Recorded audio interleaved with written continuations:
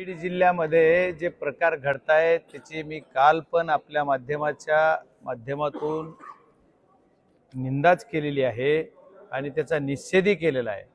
बीड जिल्हा मी काल पण बोललेलो आहे की बिहार होतोय का काय, आता त्याच्यापेक्षा असं बिहारवाले म्हणतील की बीड करता का काय, अशी परिस्थिती एवढी वाईट बीडची करून ठेवलेली आहे। बीडमध्ये कायदा सुव्यवस्था राहिलेली नाहीये। काल जो प्रकार घडला तो दुपारी 3 वाजता मस्साजोगचे सरपंच यांना किडनॅप केलं गेलं, त्यांना किडनॅपिंग करून त्यांना टॉर्चर करून मारलेलं आहे। आणि त्यांच्या मी मगाशी माध्यमाशी बोलताना दाखवताना सुद्धा दाखवलं की त्याचा जो मीडियाशी त्याचे फोटोग्राफ्स आलेले आहेत, त्या फोटोग्राफ्समध्ये क्लिअरली दिसते की त्याच्या डोळ्यावर जखमा आहे, तर डोळे काढायचा प्रयत्न केलेला आहे। त्यांचा जी आहे ती कपाळावरती निशाणी आहे आणि आणखी पीएम झाले नाही। लोकांची भावना तीव्र आहे।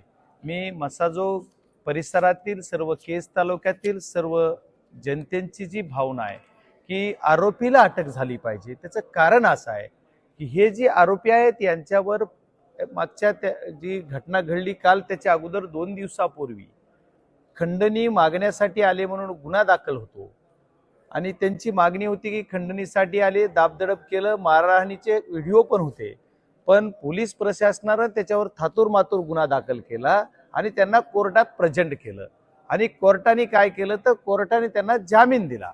जामीन झाल्याच्या नंतर केज पोलीस स्टेशनचे पीआय पाटील नावाचे त्या आरोपी सोबत होते आणि आरोपी सोबत असताना त्यांना घेऊन ते फिरत होते आणि त्याच्यानंतर 3 वाजता या सरपंचाला उचललं जात आहे। म्हणजे याच्यामध्ये पोलीस प्रशासनाची साथ आहे का, हात आहे का, अशी शंका माझ्यासारख्या एका लोकप्रतिनिधीला येते।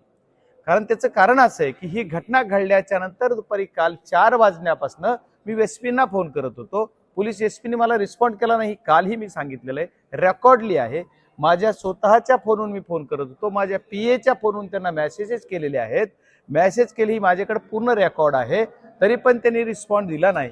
ज्यावेळेस रात्री घटना घडली की ज्या या गावातील लोकांनी तीव्र त्यांच्या भावना होत्या, त्यांच्या भावनाची सुद्धा कदर केली पाहिजे। कारण माणुसकीला काळीमा फासणारी घटना या तालुक्यात घडली बीड जिल्ह्यामध्ये माझ्या, त्या घटनेचा निषेध म्हणून लोक गाडी रस्ता रोको करत होते त्यावेळेच्या घटनेला। मग त्यावेळेस रात्री मला 11 11:30ला एसपींचा फोन परत आला।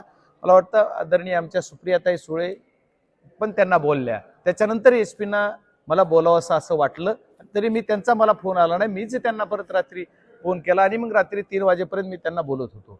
मी त्यांना एकच